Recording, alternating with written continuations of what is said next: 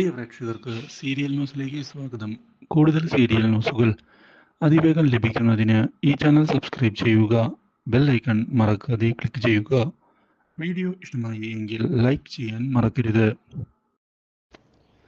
ചിന്നുവിനെ തീർക്കുന്നതിന് വേണ്ടിയുള്ള ആഭിചാര കർമ്മങ്ങൾ മുന്നിലേക്ക് കൊണ്ടുപോവുകയാണ് ഇപ്പോൾ അർച്ചനയുടെ ശത്രുക്കൾ. മാത്രവുമല്ല, ഈ കാര്യം മനസ്സിലാക്കാൻ ഇടയാകുന്ന ആൾ ഇത് പറയുകയാണ് അർച്ചനയ്ക്ക്. അർച്ചന ശ്രദ്ധിക്കണം, ശത്രുക്കൾ കരുനീക്കവുമായി ഇപ്പോൾ മുന്നിലേക്ക് പോവുകയാണ്. കഷ്ടകാലമാണ് വരാൻ പോകുന്നത്. ശ്രദ്ധിച്ചില്ല എങ്കിൽ വളരെ വലിയ ദുരന്തങ്ങൾ വന്ന് സംഭവിക്കുക തന്നെ ചെയ്യും.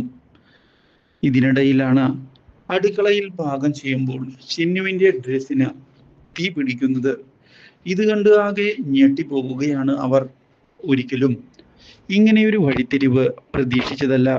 എന്താ ചിന്നു, എന്തു പറ്റി? എനിക്കും അറിയില്ല, ഞാനിവിടെ ചായ വെക്കുകയായിരുന്നു, അപ്പോഴാ ഇങ്ങനെയൊരു വഴിത്തിരിവ് സംഭവിച്ചത്. ഒരിക്കലും ഇങ്ങനെയൊക്കെ സംഭവിക്കുമെന്ന് ഞാനും പ്രതീക്ഷിച്ചതല്ല.